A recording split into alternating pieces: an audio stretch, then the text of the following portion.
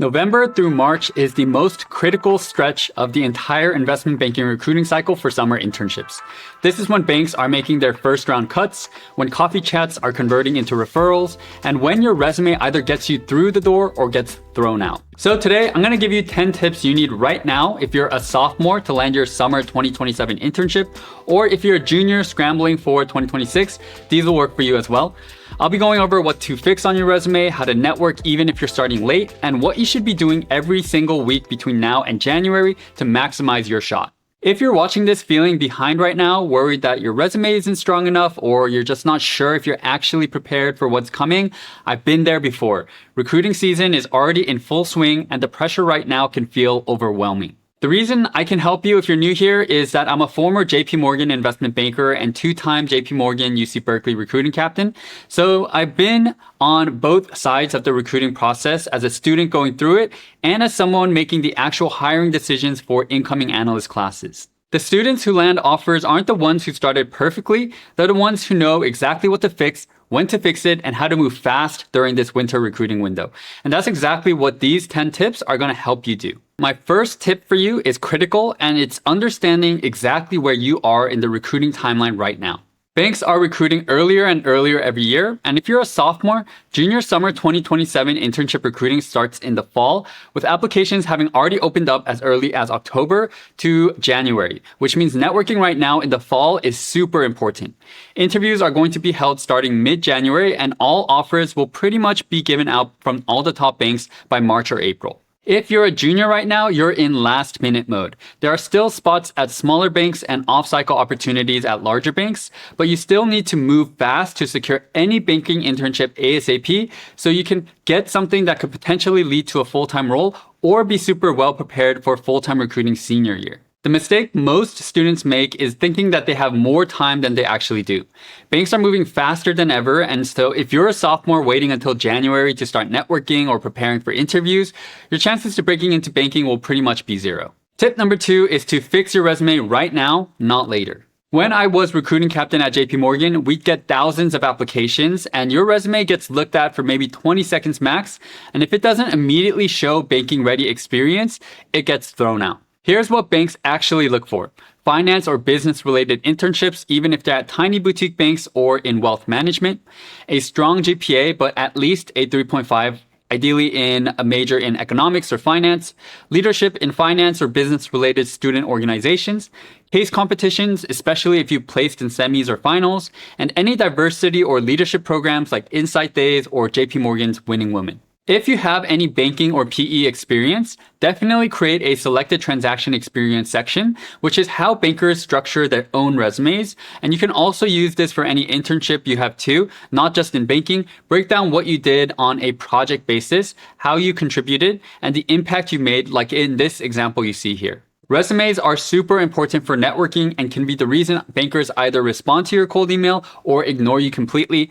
And of course, they're important for selecting candidates for interviews as well. Tip number 3 is to stop spray and pray networking. Most candidates send 100 LinkedIn messages or cold emails a week with generic messages like this that will never get replies. Instead, what you should do is research the banker's background, find something specific you can connect on, and personalize your message. Maybe they went to your school, worked in an industry you're interested in, or has a similar hobby. Use anything you possibly can to create a connection in the email that the banker will want to respond to. Quality over quantity is really the name of the game. 10 personalized messages a day that actually get 2 to 3 responses are infinitely better than sending 100 generic ones that go nowhere. Next, when you do get a coffee chat, don't just ask generic questions and instead make it as conversational as possible. During coffee chats, bankers are really trying to see if they can imagine you sitting at the cubicle next to them, since they'll be seeing you more than they see their family and friends and late into the night. Bankers are always looking for candidates who can fit into their cultures and not candidates who can just ask the smartest intellectual questions, so don't bore them with those. Tip number 4, you need to actually understand what bankers do, not just say generic things about how banking provides an opportunity to work in a fast-paced environment or something like that. When I was interviewing candidates, the ones who got offers could talk about specific deal types, explain why certain transactions made sense, and asked informed questions about our recent work. They didn't just want a banking job, they understood the banking job. As a result, you 100% need to start following the news and deals. Subscribe to sources like the Financial Times, Wall Street Journal, and New York Times and skim their newsletters each morning. Follow industry-specific newsletters so you get smarter on your industry of choice. Read economic blogs like ones from Lynn Alden, and listen to podcasts like Morning Brew while you're doing your laundry or making dinner. You'd be surprised at how few people actually do this and how much your knowledge just compounds over time if you just keep up with the news a little bit every day, and also how much you'll stand out as a candidate if you're well informed. Tip number 5 is craft a genuine why banking answer that doesn't sound like everyone else's. Never begin your answer to why banking with cookie cutter answers like I'm interested in finance and want technical skills in a rigorous environment. These points are fine to mention later on in your answer, but in the beginning, you need to make it personal and about you. For example, I would talk about my investing experience in the stock market and how that got me interested in finance. And one of my friends talked about how her dad used to listen to Bloomberg radio every day on her way to elementary school, which sparked an early interest into the markets and finance from an early age. After a hook like this, you then want to create credibility.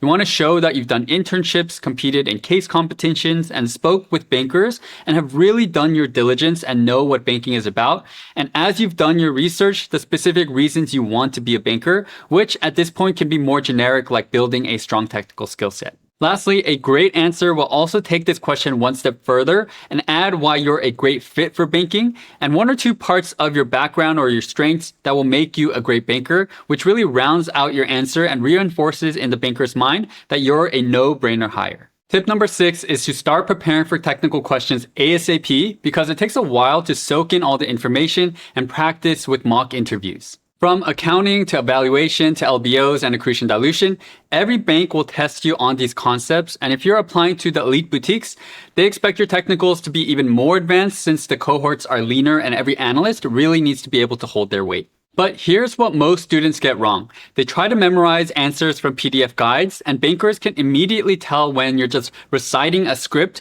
versus actually understanding the concepts. So don't just read about accounting, dive into actual 10Ks for your favorite companies on bamsec.com.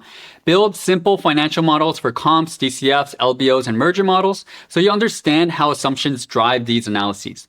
Ask friends to give you mock interviews with the hardest questions that they can think of. Your goal shouldn't be to memorize every single possible question and answer.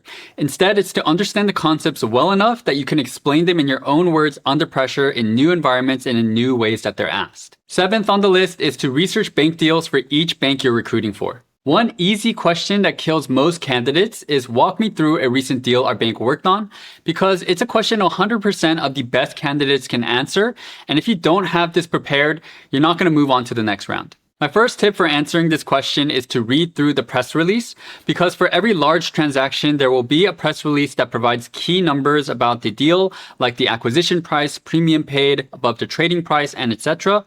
It'll also include strategic rationale for the deal, which you can easily use in your answer when you talk about the deal yourself. In terms of structuring your answer, you want to first mention key numbers for the deal, then go into why the deal happened, what kind of impact the deal has had on companies or the industry, and a great answer will end with why you personally found the deal genuinely interesting or meaningful, which is why it's very important that you ideally find a deal that you're actually interested in. Tip number 8 is to protect your GPA before and during recruiting season. When I was at JP Morgan, our standard rule was simple. Below a 3.3, your resume went to the trash.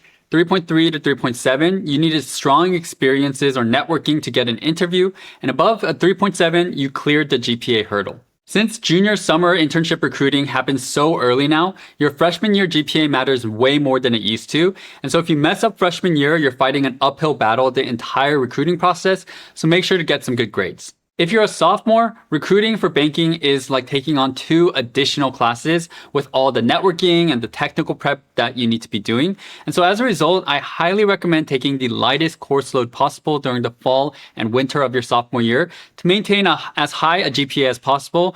You don't want to overload yourself because a high GPA gives you options later down the road, while a low GPA closes doors before you even start. My 9th tip is not to recruit for banking alone, because literally every single banker I know got help from other people. If you try to get into banking by just studying on your own and not reaching out to older classmates or friends for help, you're really shooting yourself in the foot. I highly recommend creating an accountability group if you have classmates or friends who are also recruiting for banking, so you can help each other out with resources and best practices you learn and through mock interviews. The saying, if you want to go fast, go alone. If you want to go far, go together, is super applicable for banking recruiting. So be sure to reach out to your community to work together to land offers, because banking recruiting is so competitive. And if you try to do everything by yourself, you're likely not going to get an offer. My last tip for you, I believe, is truly the most important one on the list, and it's to give recruiting your absolute all. If you think about it, what really is the point of college if you have some kind of business-related major? It's really to get a good job, right? If you're currently a sophomore or junior and are able to land a junior summer internship, which leads to a full-time offer, then after these next few months of working really hard during the recruiting season, you can chill the rest of college, have fun with friends, and get ready to make over 6 figures a year after school and be in the top 1% of earners in your age bracket. Doesn't that sound nice? A few weeks of really hard work to spend the rest of college having fun with less pressure? The candidates who get the best banking offers are the ones who view recruiting from this perspective and truly give recruiting their all. From sending 20 personalized messages a day to network for weeks, making the trip to see bankers in person for coffee chats, reflecting for behaviorals during commutes to classes, and studying technicals harder than your competition. You should not be sleeping as much as you normally do because you're so busy with recruiting, school, in-semester internships, and etc. Give recruiting your very best effort, and I promise you it will be worth it. And if you don't, you will 100% regret trying to catch up later when it's too late and the recruiting season and windows are already gone. I've seen it happen to candidates thousands of times. All right, so that concludes the video. And as always, thank you so much for watching. In the next screen, you're gonna see a video about everything I learned at JP Morgan. Feel free to check that out if you're interested. That said, thank you all so much as always, and hope to catch you all in the next video.